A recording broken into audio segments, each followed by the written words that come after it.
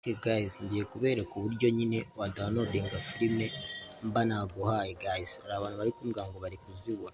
Ndaguha link, uraza gukanda kuri link, numara gukanda kuri link barahita bakuzana ahantu hameze gutya, uri kuhabona.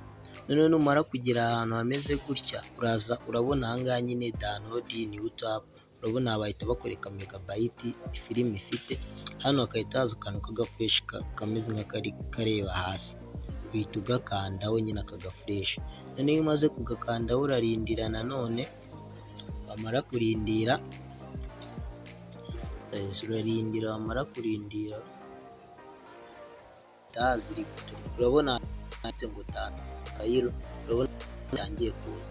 Noneho ukahita ukanda kuri tuno tubuto dutatu hano hejuru, uri kuhabona, ukahita uza handitse download. Iyo umaze kuhagera uhita ubibona, dore ngiyi nyine iri kuvaho hano, dore ngiyi biba birimo biranabara, ubu hano ibirimo iravamo. Ukabanza ukarindira ikamara kuba download. Kuyidownloadinga ngiye nyine nakoze pause, ntabwo narangije kuyidownloadinga. Iyo ubonye ko nyine ukajya muri fayilo zawe, ushobora kuba ukoresha ino fayilo ya mbere yanditseho fayilo, cyangwa ukoresha iyi ngiyi.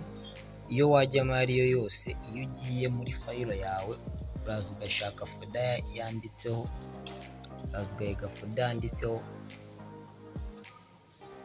yanditsemo download.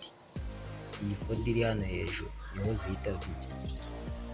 Ikindi ugomba kwitondera, ugomba kuba ufitemo na application iyi bita Chrome, nibwo bikunda.